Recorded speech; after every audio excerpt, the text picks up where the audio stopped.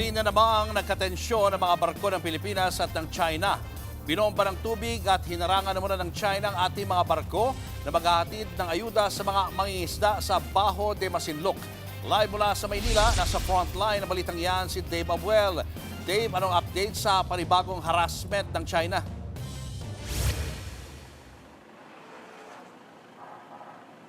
Julius, nakaranas na naman ng pag-water cannon at dangerous maneuvering o pagharang ang mga barko ng Pilipinas mula sa mga barko ng China Coast Guard. Yan ay habang papunta sa Bajo de Masinloc para sa isang misyon kasama ang Bureau of Fisheries and Aquatic Resources kaninang umaga. Ilang araw lang matapos ang tensyon sa Ayungin Shoal, heto na naman ang tagpo sa Bajo de Masinloc kaninang umaga. Sinusundan at binubugahan ng water cannon ng China Coast Guard ang barko ng Bureau of Fisheries and Aquatic Resources. Higit 2 minuto rin daw yan tumagal. Ayon kay Coast Guard spokesperson for the West Philippine Sea, Rear Admiral J. Tariela, nangyari yan sa gitna ng programang Kadiwa para sa bagong bayaning mangingisda ng BIFAR sa Bajo de Masinloc. 3 PCG vessel daw ang idineploy para bantayan ng 4 na BIFAR vessel. Pero habang papunta sa lugar, nag-radio challenge daw agad ang China Coast Guard Vessel 4301. Sinabi nitong pumasok daw ang barko ng Pilipinas sa contiguous zone ng China at dapat daw umalis. Sa kabila niyan, nagpatuloy pa rin sa paglalayag ang mga barko ng Pilipinas. Doon na raw nakaranas ng delikadong maneuvering o pagharang ang mga barko ng Pilipinas mula sa China Coast Guard Vessel 3302. They are threatening a smaller BIFAR vessel to change its course and to move farther away from Bajo de Masinloc. But as I said, despite of such muscle flexing, threatening the BIFAR vessel to change its course, we still proceeded to the mission. And that is to provide fuel subsidy to the Filipino fishermen. Wala namang nasugatan sa insidente, lalo't hindi naman direktang tinamaan ng tubig ang mga barko ng Pilipinas. Well, ang sinasabi ko lang, kasi before, we are used to China Coast Guard directly hitting us.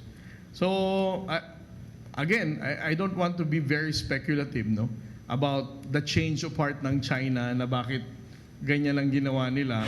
Naglabas naman ang Chinese Embassy in Manila ng sarili nilang mga kuwa sa insidente. Kahit mula sa malayo ang kuwa, kita pa rin nakatutok sa barko ng Pilipinas ang water cannon ng China. Pero muli nilang tinawag na pa-victim si Tariela dahil sa pagmamanipula umano ng anggulo. Wala pang bagong pahayag si Tariela.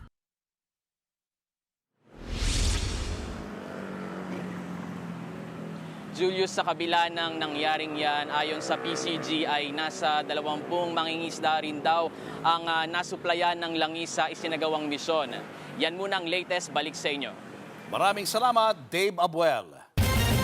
Umaasa raw ang Pangulo na marireset o magkakaroon ng bagong simula sa relasyon ng Pilipinas at China. Pero si Defense Secretary Gibo Teodoro, tila wala ng tiwala sa anay pang-uunggoy ng China.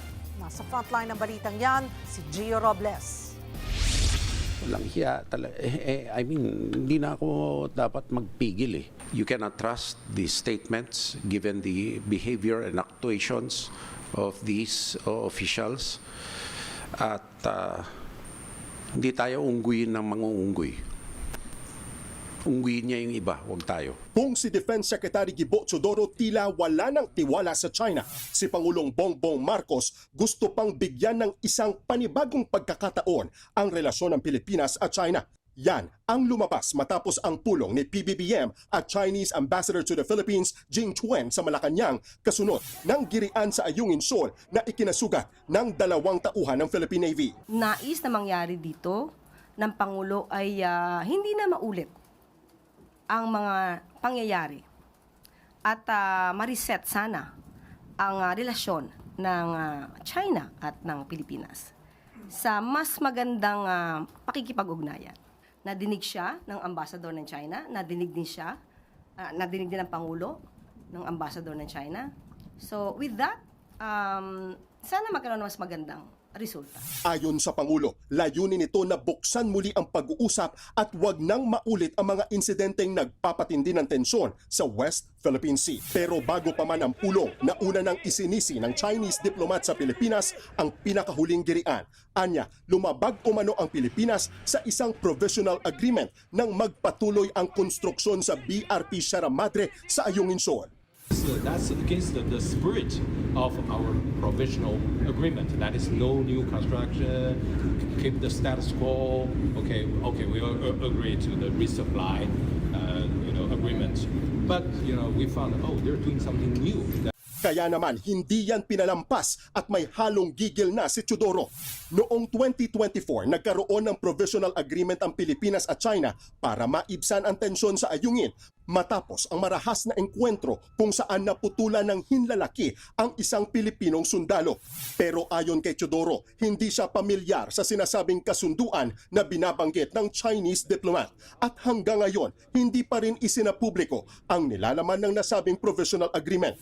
Nang tanungin ko naman si PCG spokesperson for the West Philippine Sea, Rear Admiral J. Tariela, ipinasa niya ang usapin sa DFA. I will refer that question to the Department of Foreign Affairs. Wala pa ring formal na paliwanag ang DFA, pero giit ni Teodoro, walang karapatan ang China na pakialaman ang mga gawain ng Pilipinas sa sarili nitong exclusive economic zone. Matapos naman ipatawag ng Malacanang ang Chinese ambassador, sinabi ni Teodoro na malinaw na ipinaabot ni Pangulong Bongbong Marcos ang galit ng sambayanang Pilipino sa pinakahuling insidente sa Ayungin Shoal. Binatikos din ng kalihim ang kinatawan ng China dahil ito raw ang unang sumuway sa napagkasunduan kaugnay sa pag-uusap nila ng Pangulo. I believe there was an agreement to embargo the contents of the conversation, but the Chinese ambassador was the first one to violate that embargo by having that ambush interview right after the talk. And after that, he claims the next day that there was an agreement not to talk about it after he already talked about it. I must call that out. Nagbabalita mula sa frontline, Gio Robles, News 5. Mga kapatid, Julius Babaw po. Para sa komprehensibo at makabuluhang balitaan at talakayan, mag-follow at mag-subscribe na sa social media pages ng News 5.